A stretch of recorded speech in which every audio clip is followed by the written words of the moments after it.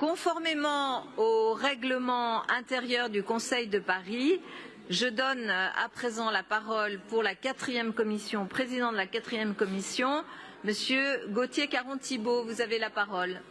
Merci Madame la maire. En guise de résumé des travaux de la 4e commission, permettez-moi de présenter 2 réunions de notre commission. Une première réunion qui s'est tenue le 27 février avec la 5e commission présidée par notre collègue Émile Meunier, une commission qui nous a permis de faire une présentation d'une étude qui a été menée par l'ADIL 75 sur les congés délivrés par les bailleurs à Paris ces derniers mois et constatant une hausse inhabituelle des congés pour vente.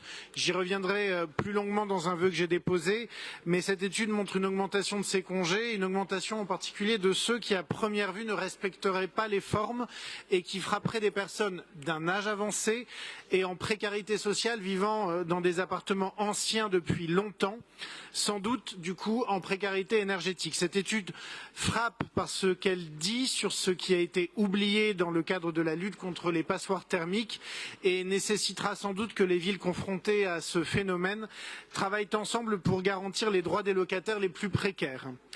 Puis la 4e commission s'est également réunie le 8 mars pour analyser les projets de délibération et les vœux déposés lors de ce conseil. Pour écouter le président de la 4e commission, merci. Merci Monsieur le maire. Et nous avons commencé notre commission le 8 mars donc par un bilan de la nuit de la solidarité qui a eu lieu entre le 26 et le 27 janvier fait par Léa Filoche et un représentant de la PUR. Je ne vais pas revenir sur les chiffres, mais quelques chiffres provisoires qui nous ont quand même heurté. 3015 personnes rencontrées, ce qui est une augmentation de 16% par rapport à 2002. Une augmentation également du nombre de femmes avec plus 4 points de plus par rapport à 2022 pour atteindre 14% de femmes rencontrées. Et plus de familles, une augmentation de 8 points également pour atteindre 14% de personnes rencontrées. 70% d'entre elles étaient à la rue et 30% dans des zones spécifiques comme les talus, les parcs, jardins, les bois, les métros, gares, parkings, salles d'attente de la PHP. Face à ce constat, nous avons appris, j'ai envie de dire avec effarement, que nous allions perdre 400 places d'hébergement cette année, alors même que des bâtiments publics sont sous ou pas utilisés du tout, comme le fameux Val-de-Grâce. Face à cela, des propositions d'hébergement totalement inadaptées, comme ces chambres proposées en lointaine banlieue à 30 km des services d'accès aux droits, sans transport vers les écoles, des chambres bien évidemment proposées à des familles avec enfants.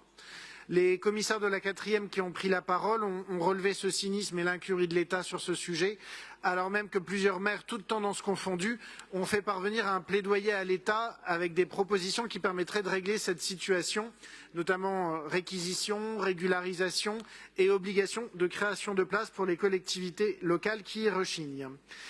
Les commissaires ont également, enfin les adjoints, ont également pu présenter leur délibération, puis nous avons étudié plusieurs vœux, dont des vœux demandant à ce que la ville de Paris agisse contre l'État pour manquement à son obligation d'hébergement, ça fait le lien avec la nuit de la solidarité, des vœux demandant à la ville la mise en place d'un congé menstruel, des vœux demandant à résorber une faille dans un formulaire administratif pour donner la gratuité des transports à tous les enfants en situation de handicap, et enfin un vœu en soutien de la ville au planning familial. Et je conclurai en disant également que nous avons ignoré un certain nombre de vœux qui s'obstinent à être déposés en 4e commission sans que cela ne relève de sa compétence. Alors, message à ceux qui se reconnaîtront, la protection de l'enfance est traitée en 6e commission par Dominique Versini. Et c'est sur ce point que je terminerai ma présentation. Merci beaucoup.